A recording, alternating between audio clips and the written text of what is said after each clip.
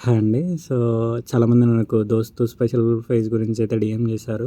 So, వాళ్ళకి నచ్చని college వచ్చిందని, కొందరు మంచి కాలేజ్ వచ్చినా లాంగ్ ఉంది అని, కొందరు క్యాన్సిల్ చేసుకోవాలి అనుకుంటున్నారు. సో, క్యాన్సిల్ చేసుకుంటే అయితే మీకే నష్టం అండి. నెక్స్ట్ స్పాట్ ఫేజ్ ఉంటుంది. సో, స్పాట్స్ ఫేజ్‌లో అయితే మొత్తం ఫీజ్ రీయింబర్స్‌మెంట్ మీరే పే చేసుకోవాలి. ఫీజ్ రీయింబర్స్‌మెంట్ రాదు, స్కాలర్‌షిప్ రాదు. మీరు జస్ట్ ఏదో మేనేజ్మెంట్ కోటాలో చదువుతున్నట్టే ఉంటది.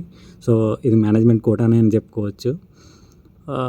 నెక్స్ట్ వచ్చేసరికి నాకు ప్రీవియస్‌లీ అయితే స్పెషల్ ఫేజ్ అయిపోయిన తర్వాత స్పెషల్ డ్రైవ్ అనేది ఒకటైతే కండక్ట్ చేశారండి. సో, స్పెషల్ డ్రైవ్ ఎందుకు కండక్ట్ చేశారు అంటే first phase, second phase, third phase, special phase అయిపోయాక చాలా సీట్స్ వేకెన్సీస్ ఉంటే అప్పుడేం చేశారంటే స్పెషల్ డ్రైవ్ కండక్ట్ చేస్తారు. మేబీ ఈ ఇయర్ ఉండొచ్చు, ఉండకపోవచ్చు స్పెషల్ డ్రైవ్ అనేది.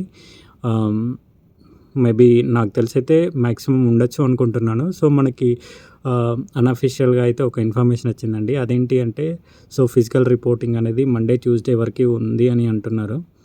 సో, ఈ మండే, ట్యూస్‌డే అయిపోతే నాకు తెలిసి వెడ్నెస్‌డే రోజైతే మనకు ఒక పర్టిక్యులర్ డేటా అనేది వస్తుందండి. సో, ఏ కాలేజ్‌లో ఎన్ని వేకెన్సీస్ ఉన్నాయి, సో, ఎంత పర్సెంటేజ్ ఆఫ్ సీట్స్ వేకెన్సీ ఉన్నాయని తెలుస్తుందండి.